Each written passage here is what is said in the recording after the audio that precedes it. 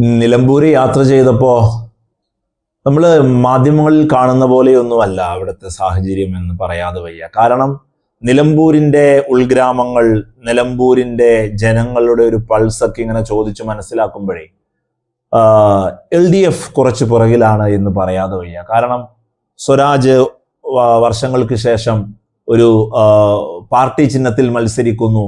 സ്വരാജ് എന്ന് പറയുന്ന നിലപാടിൻ്റെ രാജകുമാരൻ തന്നെ അവിടെ സ്ഥാനാർത്ഥിയായി വരുന്നു. PV അൻവർ എന്ന് പറയുന്ന വലിയൊരു ഫാക്ടർ അവിടെ വലിയ രീതിയിൽ ഇങ്ങനെ ഡൈല്യൂട്ട് ചെയ്യപ്പെട്ട് നിൽക്കുന്നു.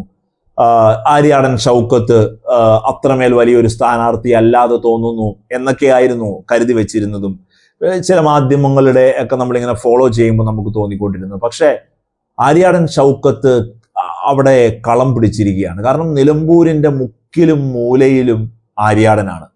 നമുക്കറിയാലോ, ഒരു ഉപതെരഞ്ഞെടുപ്പിലൊക്കെ ഈ കോൺഗ്രസ് വെക്കുന്ന ഒരു വലിയ കെമിസ്ട്രി ഉണ്ട്, ഒരു സോഷ്യൽ മെക്കാനിസം ഉണ്ട്. കാരണം നേതാക്കന്മാരുടെ ഒരു കുത്തൊഴുക്ക് തന്നെ ഉണ്ടാവും. ഘടകകക്ഷികളും കോൺഗ്രസും അങ്ങനെ എല്ലാവരും കൂടി UDF മുന്നണി എങ്ങുമില്ലാത്ത പോലെ ഒരൊറ്റ പാർട്ടിയായി ഉപതെരഞ്ഞെടുപ്പുകളിൽ മാറുന്നത് കഴിഞ്ഞ തെരഞ്ഞെടുപ്പുകളിലൊക്കെ നമ്മൾ കണ്ടതാണ്. ആ ഒരു മെക്കാനിസം എക്സ്ട്രീം ലെവലിൽ കയറിയിരിക്കുകയാണ്. കാരണം ഈ അൻവർ ഫാക്ടർ ഉണ്ട്, സുരാജ് ഒരു പോരാട്ടം കൊടുക്കുന്നു. അപ്പോൾ ഇതൊരു വലിയ സെമി ഫൈനലല്ല, നിയമസഭാ തെരഞ്ഞെടുപ്പിന് മുമ്പുള്ള ഒരു ഫൈനലായി തന്നെ പാർട്ടി കാണുന്നത് കൊണ്ടാണ്, UDF മുന്നണി കാണുന്നത് കൊണ്ടാണെന്നുള്ളതാണ്. കാരണം ഏത് ഘടകകക്ഷികളോട് ചോദിച്ചാലും, ഏത് മുഖ്യധാര ലീഡറോട് ചോദിച്ചാലും, ഒരു സാധാരണ പ്രവർത്തകനോട് ചോദിച്ചാലും ഒറ്റ ആംഗിളിൽ, ഒറ്റ ലെവലിൽ ഈ കേഡർ പാർട്ടി സമ്പ്രദായത്തിലൊക്കെയുള്ള CPM-ഉം ഒരു പരിധിവരെ BJP ഒക്കെ പല പരാമർശങ്ങൾ നടത്തുമ്പോൾ ഉണ്ടാവുന്ന ഒരു ഏകതാ സ്വഭാവം ഉണ്ടല്ലോ, അതൊക്കെ കോൺഗ്രസിൽ കാണാൻ പറ്റുന്നു എന്നുള്ളത് അവർ വെക്കുന്ന ആ ഒരു കണ്ടിന്യൂ ചെയ്യുന്ന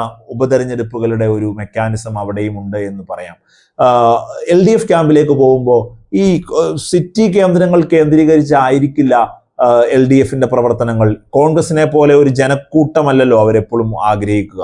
വലിയ രീതിയിലുള്ള വർക്കുകൾ, ഈ ഒരു അണ്ടർഗ്രൗണ്ട് വർക്കുകളൊക്കെ നടത്തുന്ന പാർട്ടിയാണ് CPM. അപ്പോൾ ഉള്ളേരിയകളിലേക്കൊക്കെ വലിയ രീതിയിലുള്ള പ്രവർത്തനങ്ങൾ ഒക്കെ നടക്കുന്നുണ്ട് എന്ന് കരുതി. പക്ഷേ അവിടെയുമില്ല. ഞങ്ങൾ പോയ ദിവസം 2 ദിവസമായിരുന്നു CM അവിടെ ഉണ്ടായിരുന്നത്.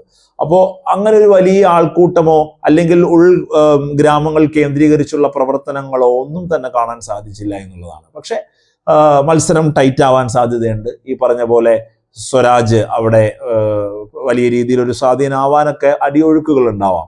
എങ്ങനെ പോയാലും ഒരു 5000 വോട്ട് അല്ലെങ്കിൽ ഒരു 2000-5000 വോട്ടിൻ്റെ ഒക്കെ ഒരു ക്ലോസ് മാർജിനിലുള്ള ഒരു വിന്നിങ് ആണ് അവിടെ പ്രതീക്ഷിക്കുന്നുള്ളൂ. ആര് ജയിച്ചാലും ഒരല്പം ഒരു പടി മുകളിൽ ആര്യാടൻ ഷൗക്കത്ത് നിൽക്കുന്നു എന്ന് പറയാം.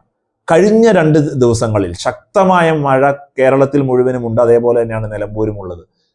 അൻവർ പ്രചരണ രംഗം വലിയ രീതിയിൽ കോമ്പറ്റീഷൻ കൊടുക്കുന്നു എന്നുള്ളതാണ്. അതായത് സ്വരാജിൻ്റെയും ഏറ്റവും കൂടുതൽ 1ാം സ്ഥാനത്ത് പ്രചരണത്തിൽ നിൽക്കുന്ന ആര്യാടൻ ഷൗക്കത്തിനൊപ്പം തന്നെ അൻവറിൻ്റെ ഒരു പ്രചരണങ്ങൾ, അനൗൺസ്മെന്റ് വാഹനങ്ങൾ, അവരുടെ പാർട്ടി ആളുകളുടെ തൃണമൂലിൻ്റെ ആളുകളൊക്കെ ഇങ്ങനെ ഒരുമിച്ച് നടക്കുന്നു. കൂടാതെ യൂസുഫ് പത്താനൊക്കെ വരികയാണല്ലോ. അപ്പോൾ അങ്ങനെ വലിയ രീതിയിലുള്ള ഒരു തെരഞ്ഞെടുപ്പ് പ്രചരണം അവിടെ ഉണ്ട്. അപ്പോൾ നമ്മൾ നിലമ്പൂർ മണ്ഡലത്തിലേക്ക് ഇങ്ങനെ നമ്മൾ യാത്ര ചെയ്യുമ്പോൾ അതിലൂടെ നടക്കുമ്പോൾ നമുക്ക് തോന്നുന്ന ഒരു ത്രികോണ ഫൈറ്റ് ആയിട്ട് തോന്നും പ്രചരണ രംഗത്ത്. പക്ഷേ LDF-ഉം UDF-ഉം തമ്മിലുള്ള ഫൈറ്റിൽ ആര്യാടൻ ഷൗക്കത്ത് ഒരു പരിധി വരെ ഒരു പടി മുന്നിലാണ് എന്ന് പറയാതെ വയ്യ. അല്ലെങ്കിൽ അത്രമേൽ ശക്തമായ അടിയൊഴുക്കുകൾ, വലിയ രീതിയിലുള്ള പ്രവർത്തനങ്ങൾ, നമ്മുടെ കണ്ണുകൊണ്ട് കാണാത്ത രീതിയിലുള്ള പ്രവർത്തനങ്ങൾ CPM ഹാൻഡിലുകൾ നടത്തുന്നുണ്ടാവണം. എന്തായാലും 19-ാം തീയതി വരെ കാത്തിരിക്കാം. 23-ന് വോട്ടെണ്ണുമ്പോൾ അപ്രതീക്ഷിതമായ,